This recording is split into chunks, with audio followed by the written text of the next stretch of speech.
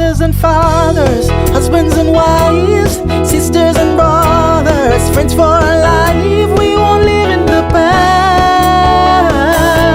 We're making it alive. It's time for another conversation. Welcome to Making It Last podcast, where it's all about helping us to have better relationships, not just with ourselves, with other people. And I'm not saying that usually the topics don't intrigue me, but this one definitely really touched a nerve for me and intrigued me. We're going to be talking with Vicki Larson. She's an author. She's an award-winning journalist as well. Vicki has authored 2 books and co-authored another. Tell us a little bit about your books, Vicki, before I introduce the topic. I will. And first of all, I just want to say thank you so much for having me on your podcast, Noreen. I'm so delighted to be here. So in 2014, I co-authored a book with Susan Pease-Gadbois called The New I Do, Reshaping Marriage for Skeptics, Realists, and Rebels. And Susan, my co-author, is a therapist who married at 41. A journalist, married twice and divorced twice. And both of us had experienced the shame of whatever we were doing by society's judgments. And so we really wanted to explore why a marriage that didn't last until death was a failure. And so we looked at what was happening culturally and found out that people were creating their own ways of deciding what would make their marriage be a success, not just longevity, because if you're marrying until death, someone has to die for it to be a successful marriage, even if it was a bad marriage. So that was the first book. In 2022, I wrote Not Too Old for that, how women are changing the story of aging, because well, not that I would know anything about being a woman aging, but I was in my 60s, and a lot of the sexist ageist narratives about being aging really bothered me. And so I really wanted to explore it. And I looked at all of those narratives from crip and queer theory and attach that to how we talk about older women in society and how we internalize that and how some women make decisions based on those narratives that actually harm us. And I wanted to write a love letter to women to no, And then my most recent book, Latitude, How You Can Make a Live Apart Together Relationship Work, came out in July. And it's a topic that I've been writing about for a long time. It was a chapter in The New I Do, Living Apart Together. It has become much more talked about, prevalent, a little bit more research on it. And is a growing phenomenon, especially for people like me in their 60s and older. And so I wanted to kind of help people figure out if this is a lifestyle that would work for them. So my book is, it's kind of like a how-to guide of if you're interested, here's how you can make it work. And I'm not saying it's better than someone, and I'm not saying it's for everyone. It's an option. Okay, which is a nice segue into what we're going to talk about, which is how can you make a live apart relationship work? Well, for the first part, both people have to want to do it. And in my book, I am talking to people who want to do it. There are many people who live apart from their romantic partners because of constraints. One has a job in this place, another one has a job in that place, but they would prefer to live together. Or one is going to school in one place and one is going to school in another place. So those are fine, but those are more like long distance relationships in which the goal is probably to live together at some point. Okay. I'm speaking to people who really want to have a committed, loving relationship and also don't want to give up a certain kind of freedom, or maybe, look, let's just face it, not everybody is cut out to live with another person. And that doesn't mean there's anything wrong with them. And it doesn't mean that anyone should judge them or shame them for that. There's Mm-hmm. lots of reasons, whether some people are neurodiverse and it just doesn't work from them, Mm-hmm. or because maybe they are taking care of elderly parents Mm-hmm. or or siblings or children who need that, and it doesn't work to live with another person. And sometimes it's just because, and this is what most people, women, it's very attractive to women who have lived with a man, and not everyone's heterosexual, but lived with a man, it either is divorced or widowed, and has said, been there, done that, it's Mm-hmm. my time now. Yeah. So Mm-hmm. it's very attractive for people in their late 50s, 60s, and older. Yeah. Okay. So each person wants to have, well, quote unquote, their individual lives, but at certain points they come together. Is that, how does that work? Well, so because there's no script for this, Mm-hmm. there's nothing.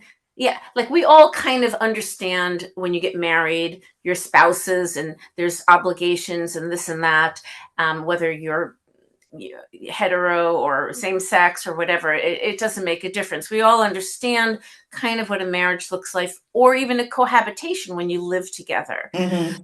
When you don't live together, there's a lot of myths and misconceptions about it. Oh, you're just dating.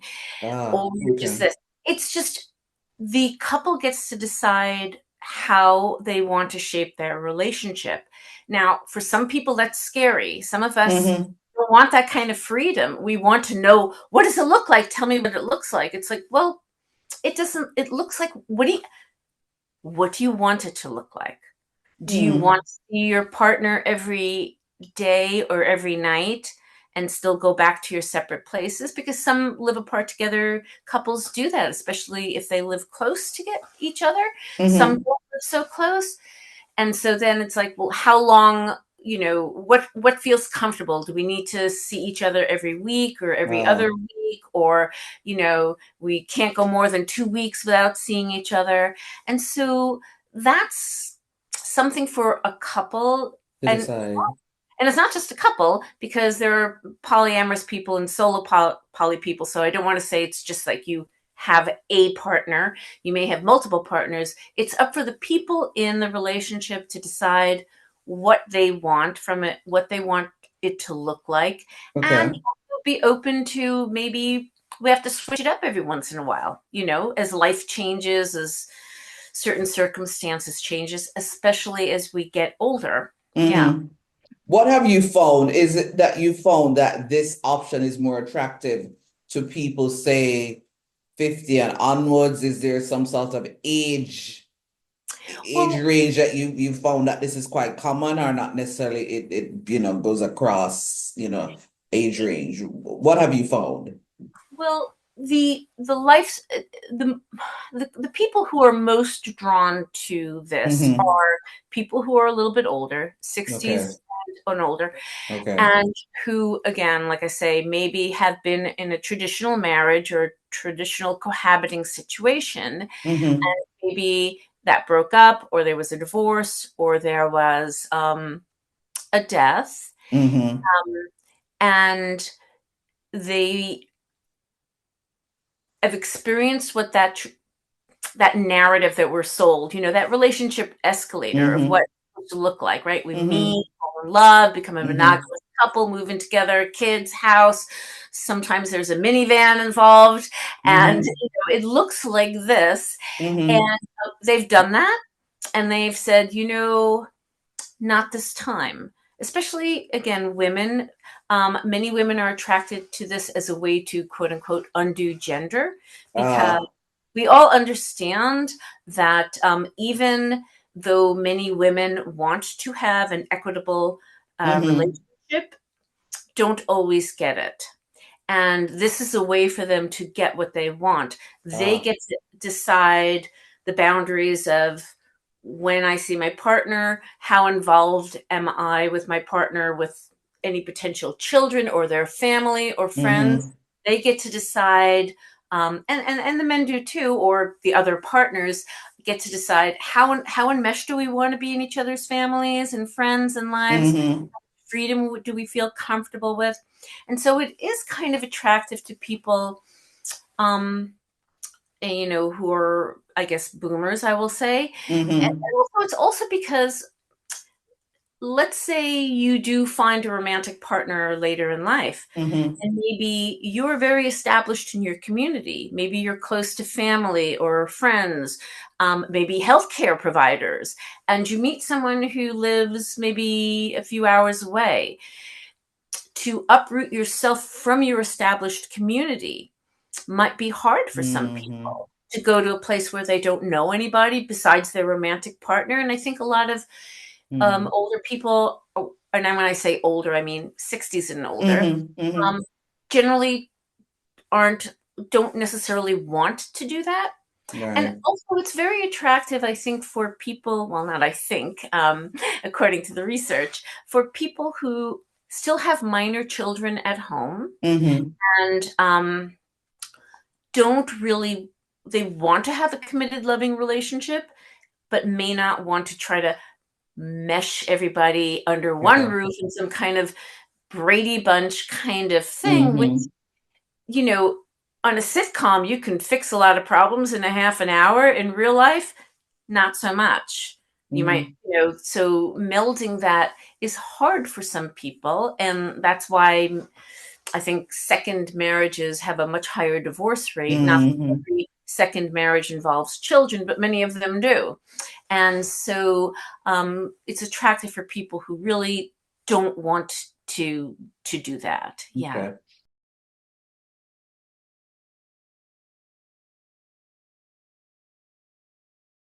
Hey, I'm Vicki Larson, and I'm here talking about live apart together relationships. And we're going to take a break to hear from our partners, and we'll be back soon. You can't live your best life without a healthy immune system. Boost your immune system the delicious way with Zappy's organic juices and punches. Made from local produce with zero added sugar, our juices cleanse and revitalize your body as they boost your natural immunity. Try our delicious flavors: Beat It, Berry Bomb, Get Fresh, Ton Up, and Island Splash. Find us on Instagram at Zappy's Organics, or call or send a WhatsApp message at 1-876-779-8910 to order today. That's 1-876-779-8910. Zappy's Organic Juices and Punches. Live your best life today.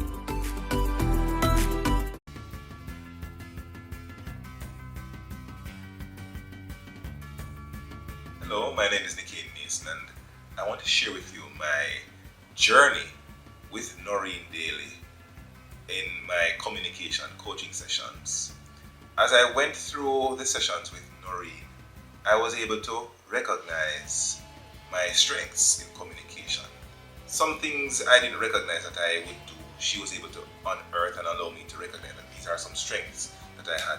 I did have some weaknesses which I was challenged to overcome through research, reviewing other public speakers, and being able to sit before a camera and to speak to an audience, an invisible audience. It was fun, and as a coach, she was patient and she gave good feedback, and she was able to give me the insight into communication as to how to best use my skills, my natural communication strengths to be engaging as a speaker. And I would recommend anybody who seeks to become a more competent communicator to enroll in her program. Reach out to her, and I believe you're going to enjoy the journey as much as I did. Thanks.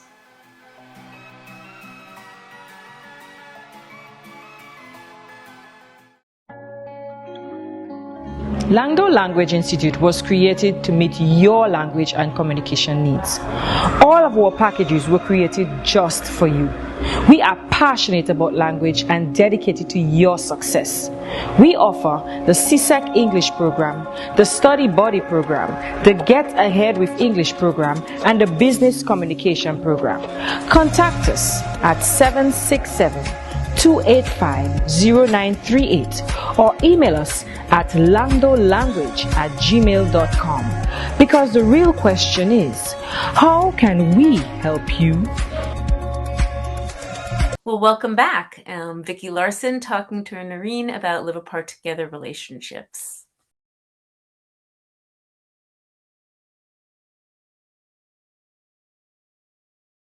So what I've gathered so far is basically both persons need to want this arrangement. So it can't be that one person feels this way and the other. Both have to say, okay, this is how we're doing this. And basically what I'm getting also is that each couple basically sets their own rules. There are no, okay, you have to do this. Is that what you're basically saying? Yeah, there is no have tos. Okay. And again, for some people, that's a scary thing to kind of try to figure out what it's going to look like. And for other people, it's a wonderful thing to write their own script or just make up their own rules and decide as a couple, why are we doing this? What matters to us? How are we going to stay connected when we're not together?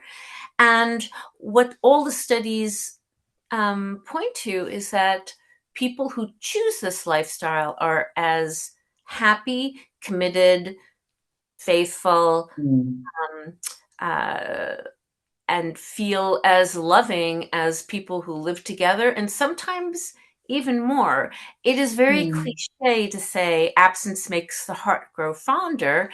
However, in a lot of ways, it does. When you're living with someone 24/7, you often aren't you're parallel playing sometimes. You're occupying the same space, but you're not really engaged with each other. People who don't live with each other, when they get together, are very engaged with each other. When you live with someone, often you take them for granted and you are oblivious sometimes to the kind things that they do for you, and they are oblivious to the kind things that you do for them, or you don't appreciate it. Harder to do when you're not living with the person. Often when you live with someone, you focus on the negative. The toilet paper roll is put on the wrong way. The dishwasher is loaded the wrong way. The toothpaste cap is off again. There's dirty stuff on the floor. When you're not living with your partner 24/7, you tend to miss them and you tend to idealize them, which sounds kind of bad that you're seeing them only through rose-colored glasses, but at the same time, you're focusing on all the positive things about them, the things that you actually really love and miss about them. And that, of course, creates warm and loving feelings toward your partner. Yeah. Right?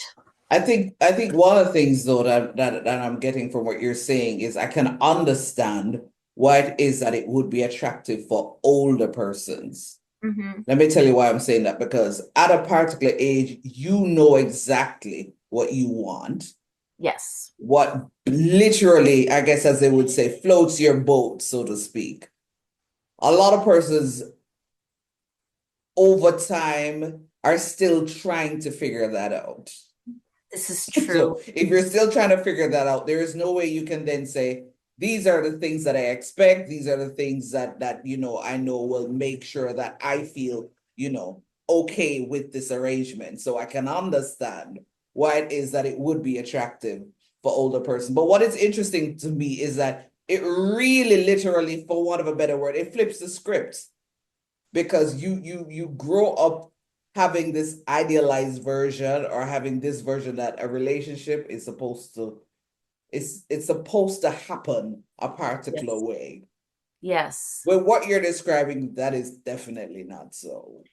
Well, so it is popular with people who are older and not so much with younger people. Look, I have two millennial sons. They live with their girlfriends. The thought of living apart from their partners would be like kind of stupid, as it was to me when I was younger and wanted to maybe start a family. It was ridiculous to think about not living with your partner.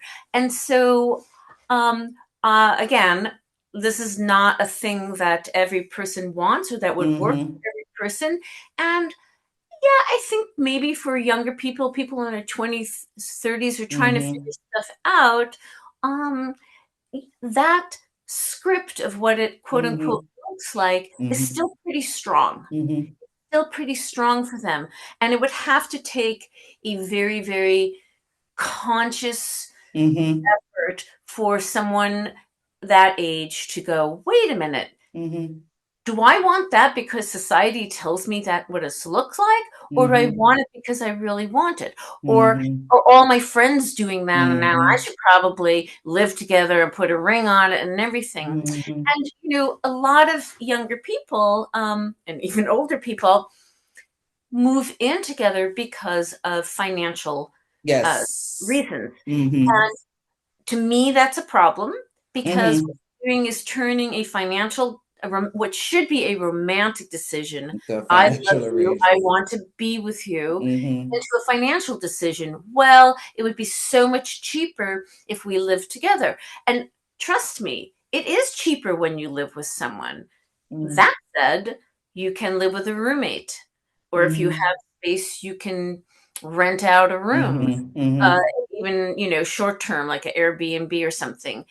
There are many, many ways that you can make it work because you should not be moving in just for financial Joe. reasons. Mm-hmm. And also, there are other things to take into consideration. Again, if you have to move far away from your job, Mm-hmm. your family, your friends, your community to be with that romantic partner, that is a huge cost. It's not Mm-hmm. necessarily a money cost, but Yeah. it is a psychic Yeah, cost, yeah. right? It definitely would take a toll on you emotionally. As you're wrapping up, for somebody who will listen and watch this and will say, but it's almost as if you're saying people should just be open and quote unquote live carelessly. What would be your response to that? No, I would say you should be very intentional about your romantic decisions, what you're doing it and why you're doing it. Look, living apart together, even though it is kind of a growing thing, is still kind of a niche relationship and people don't understand it. One of the myths is like, oh, well, you're just dating. The Mm, people who've been doing it for 25 years and are executors of each other's estates and, in have advanced directives. I'm sorry, that's not just dating. mm, And so there isn't societal support for this kind of relationship. So, but anyone who's even considering maybe doing it is mhm, already pretty progressive in how they want to view romantic relationships. And so that's a positive thing. And again, not for everybody. mhm, And I'm not saying it's better than, it's just sometimes people try to meld with someone under one roof and it doesn't work. And this is a way like, oh no, you can still be together because you love each other. mhm. You just have to think creatively, and be open to possibilities, you know? Yeah. Yeah. Excellent note to end on. Thank you so much for sharing, Vicky. Well, thank you so much for having me on your podcast. This has been a delight. This was Make It Last podcast, where it's all about helping us to have better relationships, not just with ourselves, with other people. I'm Noreen Daly. Until next time. Mothers and fathers, husbands and wives, sisters and brothers, friends for life.